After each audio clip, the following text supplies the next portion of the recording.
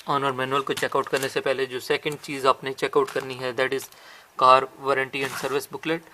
इस वारंटी और service booklet में आपने जो है नेक्स्ट जो पार्ट आपने स्पेयर पार्ट आपने चेकआउट करना होता है वो है कार की स्पेयर की। लेट्स सपोज ये एक स्पेयर की है तो इसको आपने चेकआउट कर लेना है कि ये वर्कआउट कर रही है या नहीं कर रही।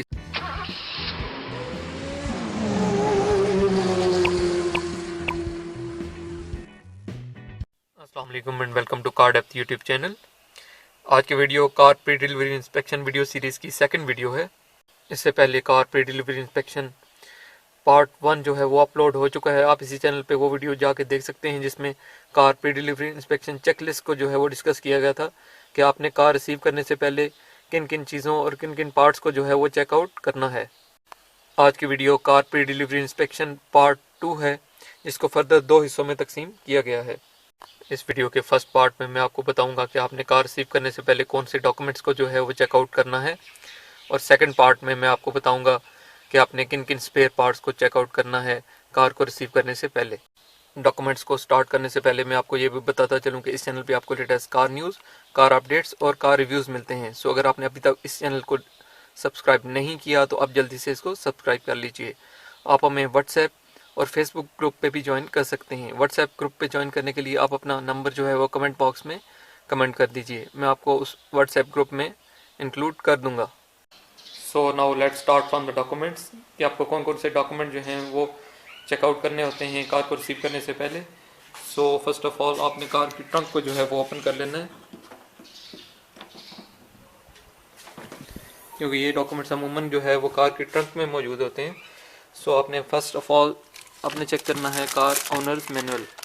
जैसा कि आपको नज़र आ रहे हैं और भी चीज़ें हैं, तो सबसे पहले आपने कार ओनर्स मैनुअल को कम्प्लीटली चेकआउट कर लेना है कि आपकी कार का जो ओनर मैनुअल है वो आपकी कार की ट्रंक में मौजूद है। कई दफ़ा ये चीज़ें डैशबोर्ड में भी मौजूद होती हैं। सो आपने डैशबोर्ड में ग्लव बॉक्स को ओपन करके ये चेकआउट कर लेना है कि ये चीज़ें जो हैं वो ग्लव बॉक्स में मौजूद हैं या नहीं है।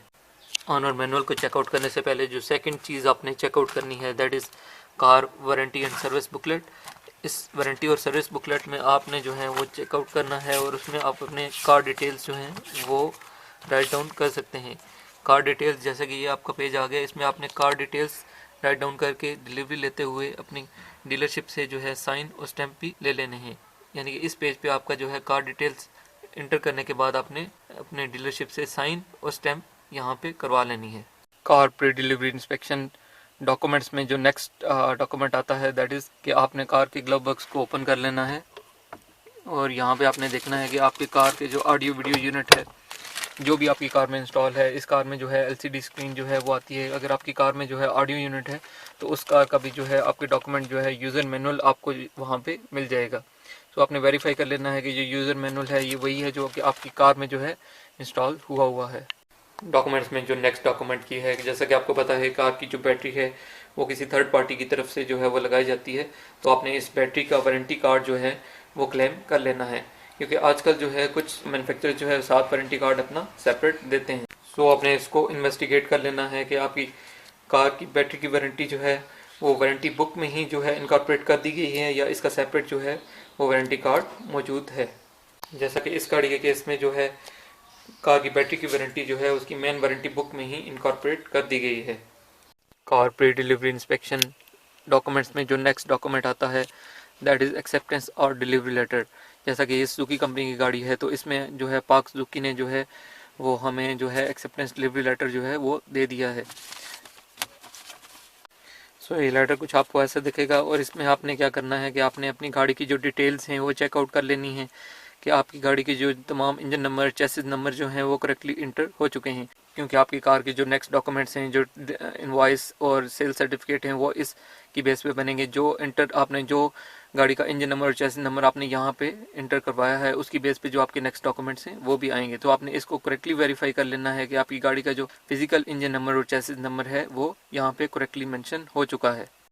सो जब आपने डीलरशिप से अपना ऑफर लेटर या डिलीवरी लेटर जो है वो रिसीव कर लिया है, उसके 1 या 2 वीक के बाद आपको 2 न्यू डॉक्यूमेंट्स जो हैं वो रिसीव होंगे, जो कि हैं इनवॉइस और सेल सर्टिफिकेट।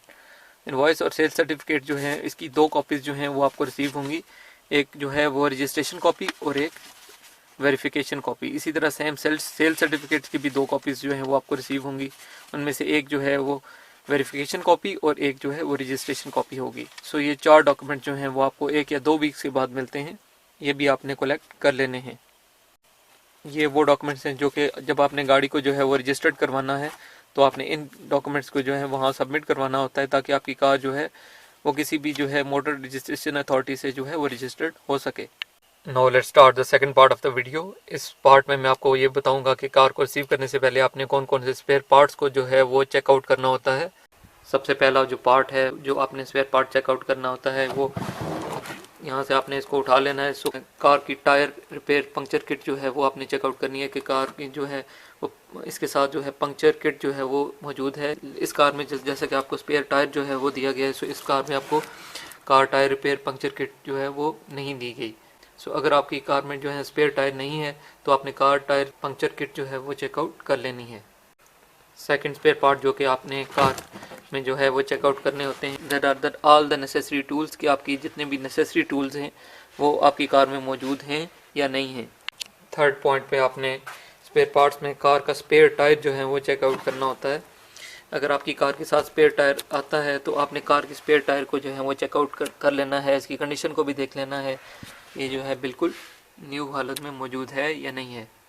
नेक्स्ट जो पार्ट आपने स्पेयर पार्ट आपने चेकआउट करना होता है वो है कार की स्पेयर की। लेट्स सपोज ये एक स्पेयर की है तो इसको आपने चेकआउट कर लेना है कि ये वर्कआउट कर रही है या नहीं कर रही। इसके लिए आप इसको जो है इग्निशन बॉक्स में जो है वो आप इंसर्ट कर दें और आप इसको चेकआउट यहाँ से कर सकते हैं कि आपकी जो स्पेयर की है वो वर्कआउट कर रही है या नहीं कर रही। जैसा कि अभी मैंने इसको स्टार्ट कर लिया है तो गाड़ी जो है वो स्टार्ट हो चुकी है। सो आपने इसी तरह वेरीफाई कर लेना है कि आपकी जो स्पेयर की है वो वर्कआउट कर रही है या नहीं कर रही। नेक्स्ट स्पेयर पार्ट जो कि आपने चेकआउट करना है वो जो भी आपकी कार में इंस्टॉल हुआ है ऑडियो या वीडियो यूनिट, उसका रिमोट कंट्रोल। आज जितने भी आजकल जो कार्स में ऑडियो या वीडियो यूनिट्स आते हैं वो रिमोट कंट्रोल के साथ आते हैं। सो आपने चेकआउट कर लेना है कि जिस तरह मैंने आपको पहले भी गाइड किया था कि ऑडियो वीडियो यूनिट जो है इसका जो है यूज़र मैनुअल जो होता है उसके साथ ही जो है आपको रिमोट कंट्रोल भी जो है वो दिया जाता है, ताकि आप रिमोटली जो है इसको ऑपरेट कर सकें, इसका वॉल्यूम को जो है अप डाउन कर सकें या इसके जो रेडियो कंट्रोल्स हैं उसको यूज़ कर सकें। सो आपने ये भी चेकआउट कर लेना है कि कार का रिमोट कंट्रोल जो है आपको साथ दिया गया है या नहीं दिया गया।